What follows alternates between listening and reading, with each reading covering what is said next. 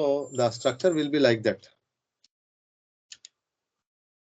Subject plus good at plus V1 plus something. This is the structure. This is the structure. With the help of this structure, you can create as many examples as you can. Any examples కావాలంటే అన్ని examples మనం create చేయొచ్చు అన్నమాట.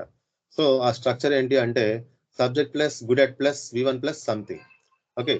Now let's see how we can create our own examples.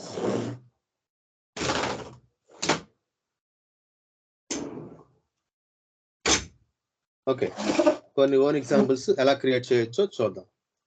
After following them, you also must say some examples from your side. Me side నుంచి కూడా కొన్ని examples చెప్పవలసి ఉంటుంది అంచేత okay listen and learn carefully.